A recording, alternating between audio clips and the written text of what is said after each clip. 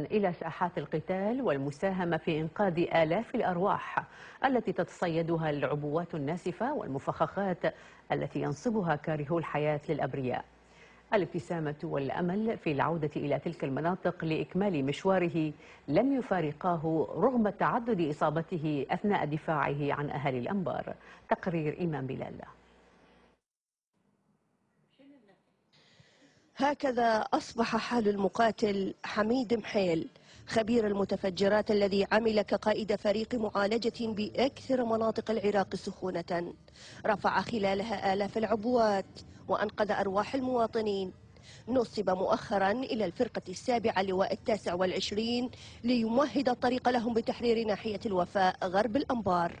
تمكن من فتح الثغرات لهم، وبعد التحرير فكك أكثر من 500 عبوة وثقها رفاقه أثناء عملهم معه، لكنه لم يسلم من أحدها بعد إن أعياه التعب.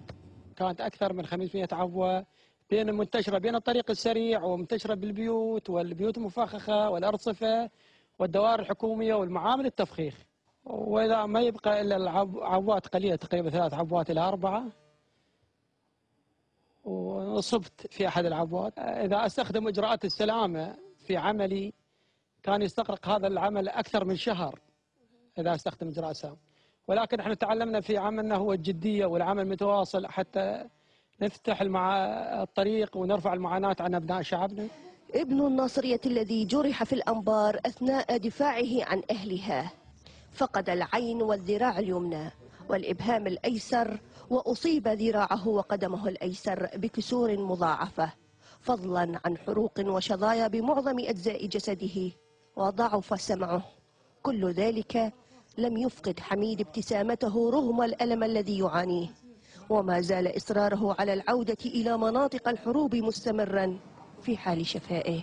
الله سبحانه وتعالى أن مكنني لو تبقى إيد واحدة عندي أنا قاتل المرتدين فأقاتلهم إن شاء الله. أنا ناشد دولة رئيس الوزراء القائد العام للقوات المسلحة أن يقومون بفتح مستشفيات خاصة للجرحى وتقديم لهم عناية أفضل. يعني عزيمة لا تقهر وشعور بالمسؤولية لا يضاهى لهذا الرجل الذي تمسك بالحياة رغم خطورة وضعه وقلة الإمكانات الطبية المقدمة له وبساطة الإجراءات في عموم مستشفيات العراق، ما جعل ذويه يناشدون المسؤولين بإرساله خارج العراق لتلقي العلاج. كان يشكو من إصابات بليغة وجروح وكسور مع فقدان دموي شديد، وكان يعاني أيضا من صدمة وعائية نتيجة النزف الدموي الشديد.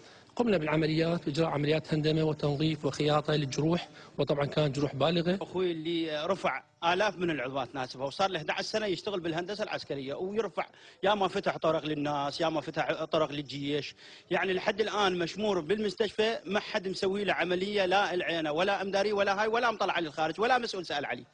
يعني عجبها أقول إذا مسؤول مثلا من البرلمان أو غيره من الوزارات يعني ما طارت بيه طيارة وخذوه المستشفى راقي مثلا بغير دولة وسووا له عملية على حساب الدولة.